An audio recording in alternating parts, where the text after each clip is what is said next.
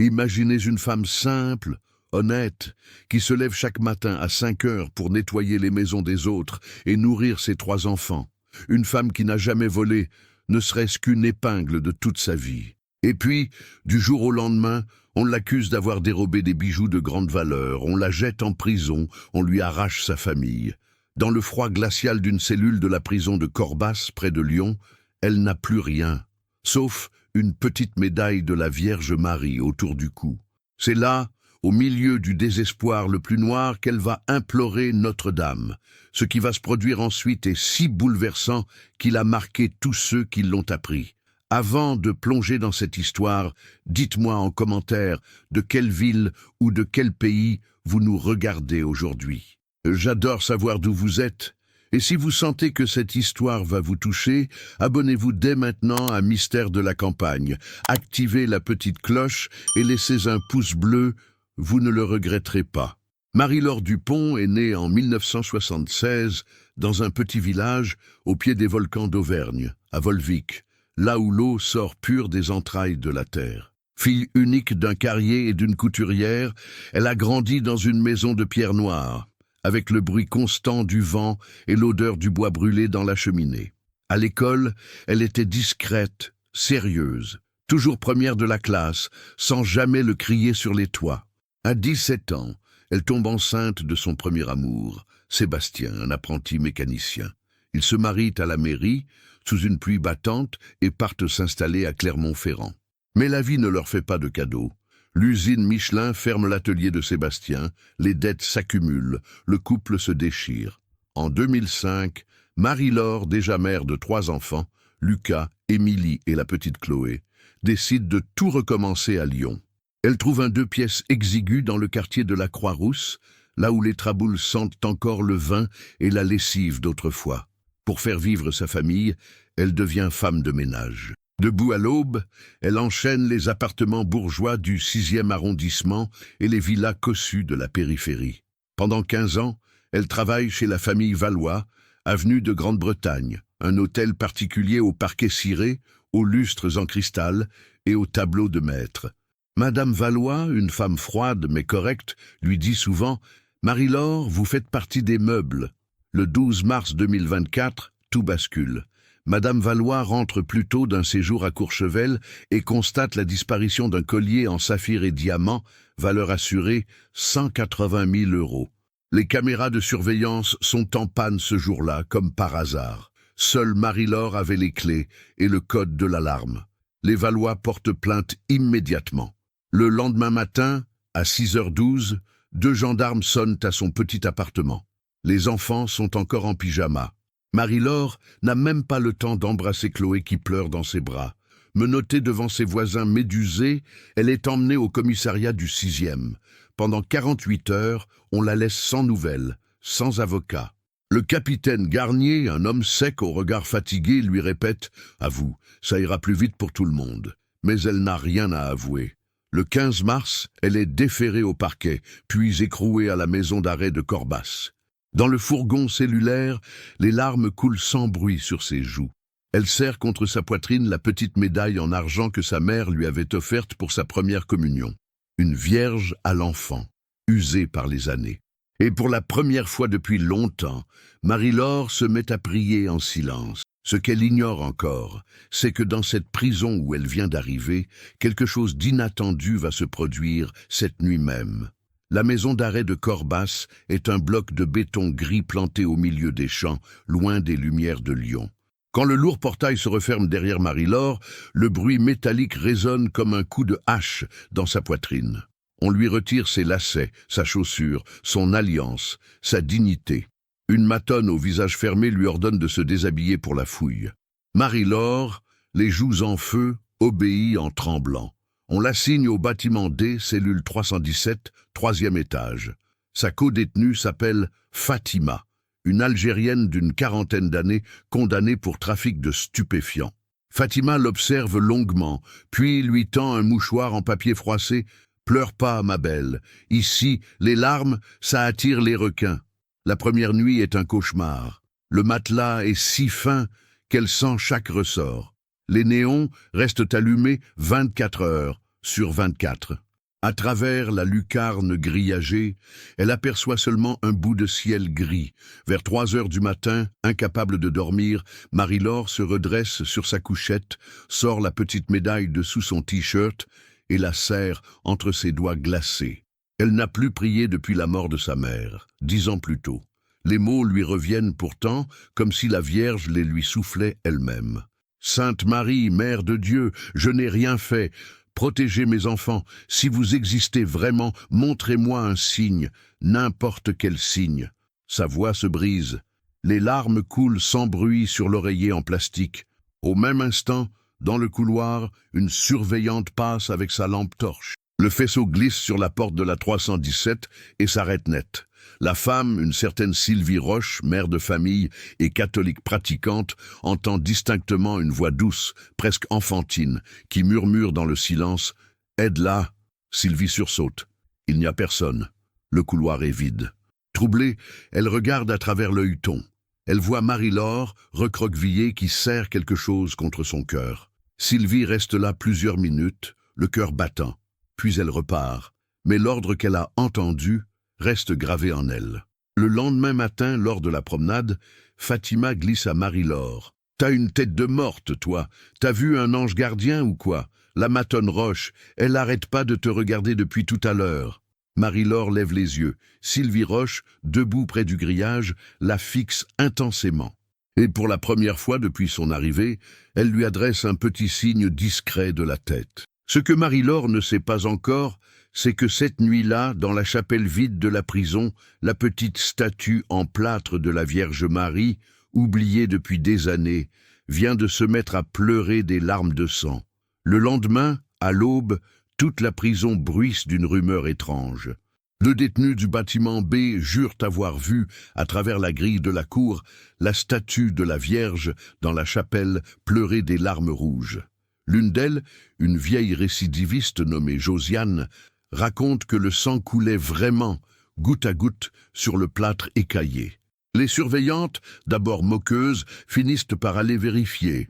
Sylvie Roche est de service ce matin-là.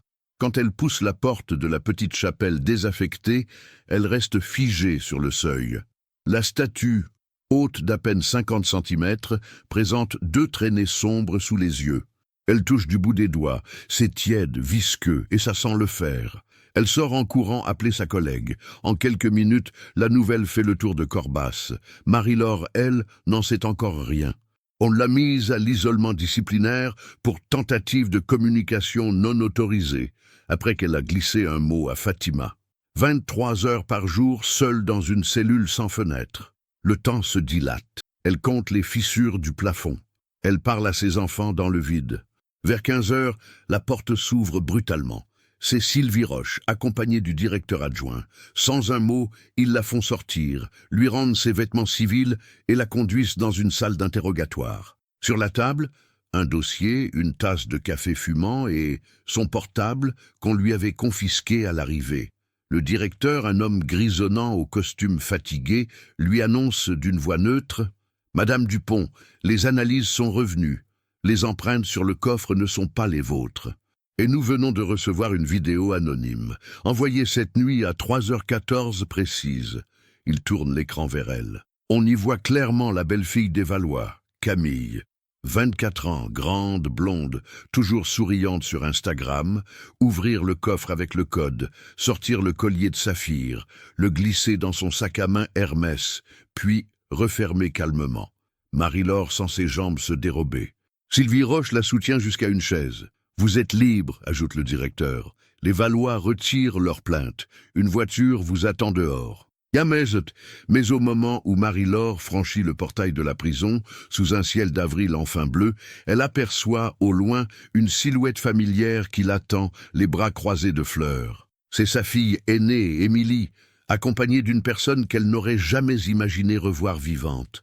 Marie-Laure cligne des yeux, éblouie par le soleil d'avril. Devant le portail de Corbas, Émilie court vers elle et se jette à son cou. Les sanglots de la jeune fille de 22 ans mouillent le pull de sa mère. Mais à côté d'Émilie se tient un homme grand, très maigre, vêtu d'un vieux blouson en cuir élimé.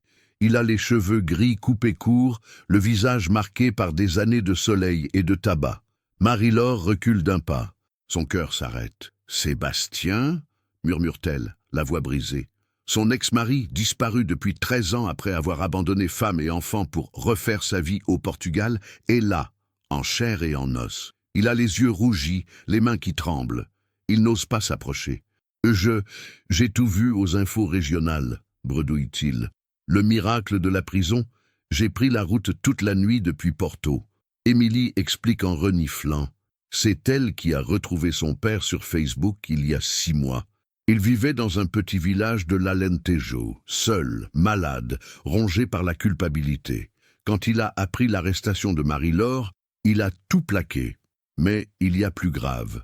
Sébastien tend à Marie-Laure une enveloppe Kraft. À l'intérieur, des photos prises avec un téléphone ancien.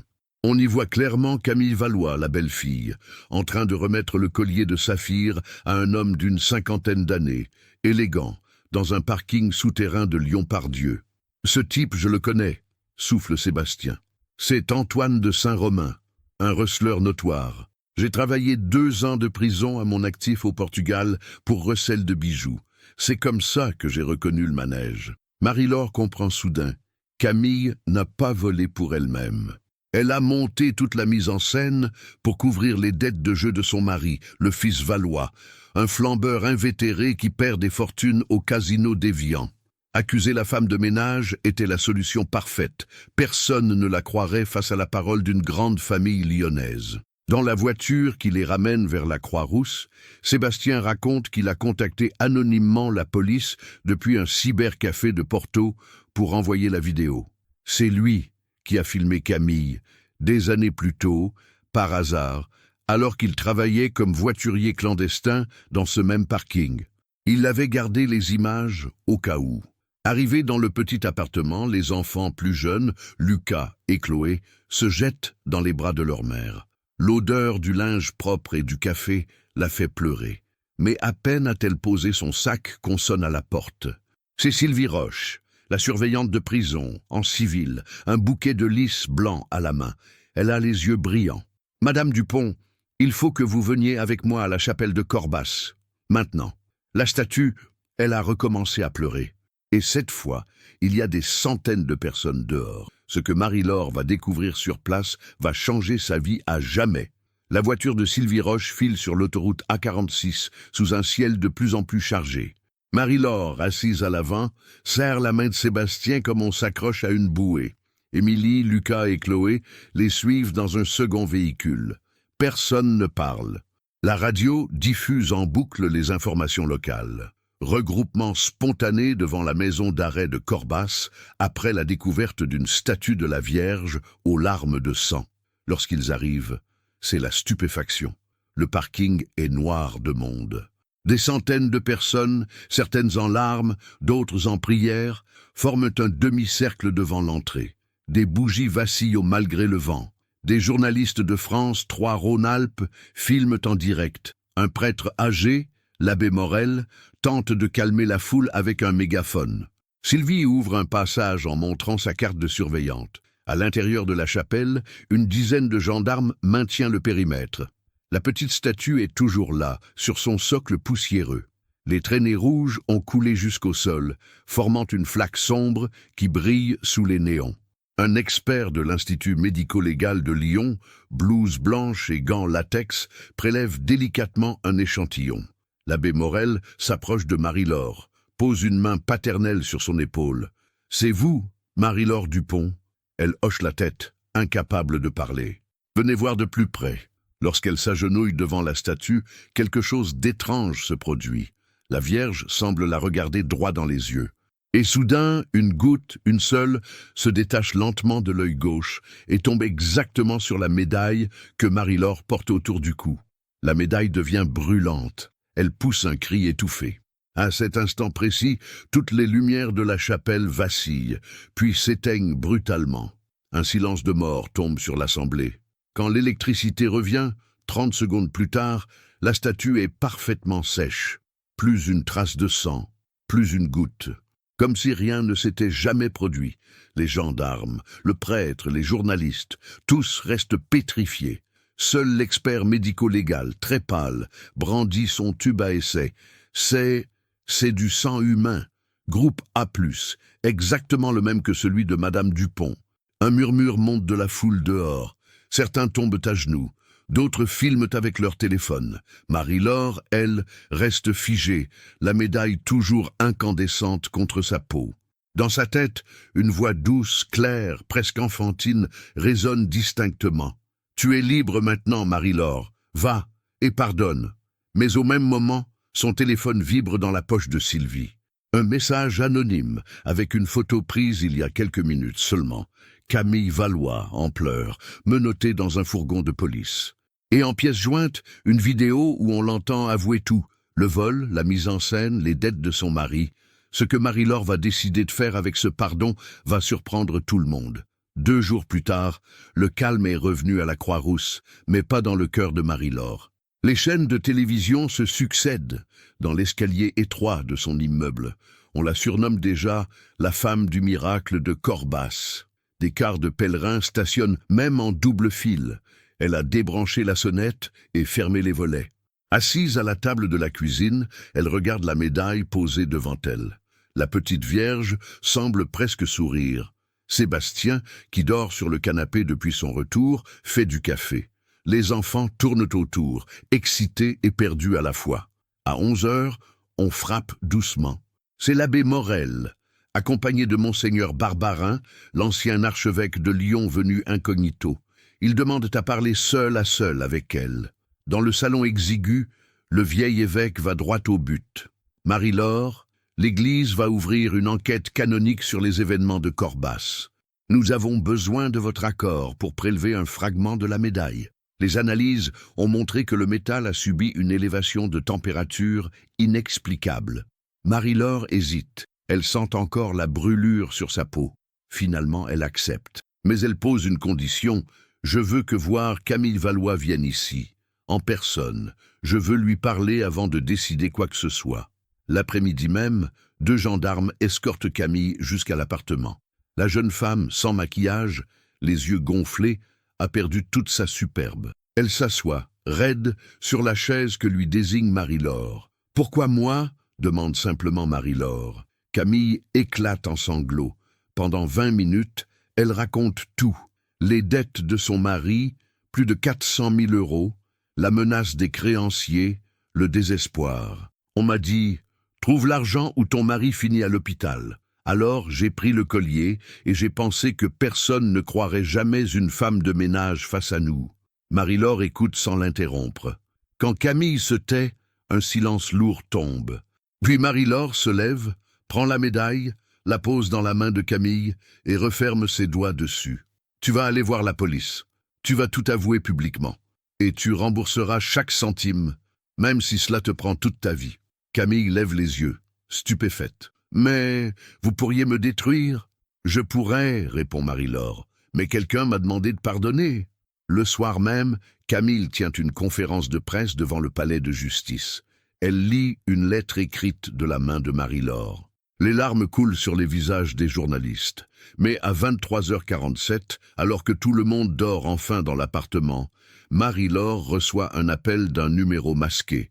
Une voix d'homme, rauque, murmure « Tu aurais dû la laisser couler, la petite Valois. Maintenant, c'est toi qui vas payer. Regarde bien sous ta porte. » Lorsqu'elle ouvre, une enveloppe Kraft a été glissée. Dedans, une photo de ses 3 enfants à la sortie de l'école, prise le jour même. Marie-Laure reste figée dans l'entrée, la photo entre les doigts tremblants. Lucas, Émilie et Chloé sourient sur le cliché, inconscients d'être observés. Au dos, en lettres découpées dans un journal, « Un miracle ne protège pas toujours les enfants. » Elle réveille Sébastien en sursaut.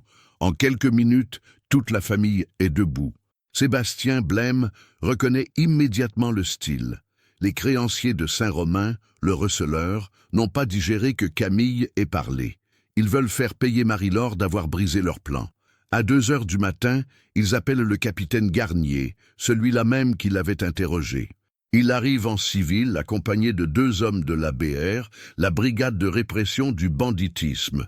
On leur explique tout. Garnier écoute, grave. « Madame Dupont, vous êtes désormais témoin protégé.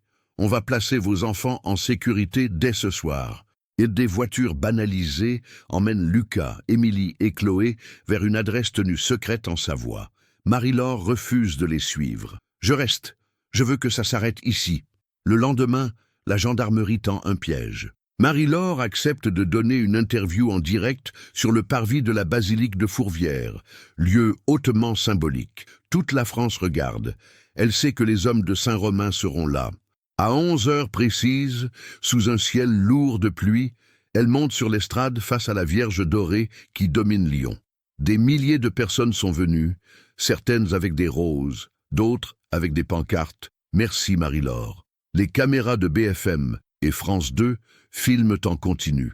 Elle commence à parler, la voix calme mais ferme. « Je n'ai pas demandé de miracle, j'ai seulement demandé justice et pardon. Aujourd'hui, je demande une dernière chose, que plus aucune mère n'ait à avoir peur pour ses enfants. » À cet instant, la pluie se met à tomber dru. Les parapluies s'ouvrent. Mais Marie-Laure lève la tête vers la statue géante de Notre-Dame de Fourvière. Et là, devant des millions de téléspectateurs, quelque chose d'impossible se produit. La pluie s'arrête net au-dessus d'elle, comme retenue par une coupole invisible. Autour, l'orage continue de gronder, mais, sur l'esplanade, pas une goutte ne touche Marie-Laure ni la foule immédiate. Les caméras zooment. Les gens hurlent de stupeur. Certains tombent à genoux. Dans la foule, 2 hommes en imperméable, envoyés par Saint-Romain, sortent leurs armes discrètement. Mais avant même qu'ils ne puissent viser, une clameur monte. Les milliers de téléphones portables vibrent en même temps. Un message identique apparaît sur tous les écrans. Une photo des 2 tueurs, prise à l'instant, avec leur nom, leur casier judiciaire et l'adresse exacte de Saint-Romain à Caluire. Les 2 hommes lâchent leurs pistolets et tentent de fuir. La foule les ceinture en quelques secondes. La police les menotte sous les applaudissements. Et au milieu de ce chaos, Marie-Laure, trempée mais indemne, entend à nouveau la voix douce dans sa tête. « C'est fini, rentre chez toi. » Mais ce qu'elle découvrira en rentrant va dépasser tout ce qu'elle aurait pu imaginer. Marie-Laure rentre à la Croix-Rousse en fin d'après-midi, épuisée, portée par la foule qui l'accompagne jusqu'à sa porte. Les journalistes restent en bas, mais elle ne les voit plus. Elle monte les 4 étages lentement. La clé tremble dans sa main. Quand elle pousse la porte de l'appartement, tout est éteint. Une odeur de cire et de rose blanche flotte dans l'air. Sur la table de la cuisine, là où elle avait laissé la médaille, se trouve maintenant une enveloppe blanche immaculée, sans adresse ni timbre. Elle l'ouvre. À l'intérieur, une unique feuille de papier épais, avec une écriture qu'elle reconnaît immédiatement, celle de sa mère, morte depuis 10 ans. « Ma petite fille chérie, tu as traversé le feu sans te brûler. Tu as pardonné quand tout le monde aurait crié vengeance. Tu as protégé tes enfants au prix de ta liberté. Je suis fier de toi. Ce soir, à 21h14 précise, regarde par la fenêtre qui donne sur la cour. Tu comprendras que les miracles ne finissent jamais vraiment. Je t'aime pour toujours, maman. » Marie-Laure éclate en sanglots, des sanglots de joie et de douleur mêlés. Sébastien, resté silencieux derrière elle, lit par-dessus son épaule et pâlit. L'écriture est exactement la même que sur les cartes d'anniversaire d'autrefois. À 21h14 précise, ils éteignent toutes les lumières et s'approchent de la fenêtre. Dans la petite cour intérieure, là où il n'y a jamais rien d'autre que des poubelles et des vélos rouillés, une lumière douce, dorée, presque irréelle, descend lentement du ciel. Elle prend la forme d'une femme en manteau bleu, les mains jointes, le visage lumineux. Autour d'elle, des dizaines de petites flammes flottent comme des lucioles. La Vierge reste là quelques secondes, immobile, puis lève lentement la main droite en signe de bénédiction. À cet instant, Marie-Laure sent une chaleur immense envahir sa poitrine. Elle comprend, sans qu'un mot soit prononcé, que tout est accompli. Ses enfants sont en sécurité. Camille a commencé à rembourser. Saint-Romain et sa bande sont derrière les barreaux pour longtemps, et surtout, elle n'est plus seule. La lumière s'élève doucement, traverse le toit et disparaît dans le ciel lyonnais maintenant étoilé. Plus une trace, plus un bruit. Juste le parfum de rose qui embaume encore l'appartement. Marie-Laure se retourne vers Sébastien, les yeux brillants. C'était elle. Elle est venue me dire au revoir et merci. Quelques mois plus tard, la médaille est exposée dans une chapelle toute neuve, construite à Corbas, sous le nom de Notre-Dame de la Miséricorde. Des milliers de pèlerins viennent chaque semaine. Marie-Laure, elle, a repris son travail de femme de ménage, mais cette fois dans une école maternelle. Elle n'a plus besoin de miracle, elle est devenue le miracle des autres. Et quand on lui demande ce qu'elle a ressenti ce soir-là, elle répond simplement, avec le sourire tranquille de celle qui sait, « J'ai compris que la Vierge ne sauve pas seulement ceux qui prient, elle sauve surtout ceux qui pardonnent. » Et voilà, l'histoire de Marie-Laure Dupont s'achève ici, mais son message, lui, continue de résonner dans le cœur de milliers de personnes à travers toute la France. Une femme ordinaire, accusée à tort, jetée en prison, séparée de ses enfants, et qui, dans le moment le plus sombre de sa vie, a choisi la prière puis le pardon. Ce n'est pas seulement une histoire de miracle, c'est surtout une histoire d'humanité, de résilience et de foi qui ne demande rien en retour. Dites-moi sincèrement dans les commentaires, est-ce que cette histoire vous a touché? Est-ce qu'elle vous a fait réfléchir à la justice, au pardon ou à la force qu'on peut trouver quand on n'a plus rien? Moi, en tout cas, je lis tous vos messages et ils sont ma plus belle récompense. Si cette histoire vous a bouleversé, si elle vous a redonné un peu d'espoir ou fait monter les larmes, alors faites 3 petites choses très simples. Laissez un ou un petit mot en commentaire. Ça fait vivre la vidéo. Abonnez-vous à Mystère de la Campagne et activez la cloche pour ne jamais rater les prochaines histoires aussi fortes. Partagez cette vidéo à quelqu'un qui a besoin de lumière aujourd'hui.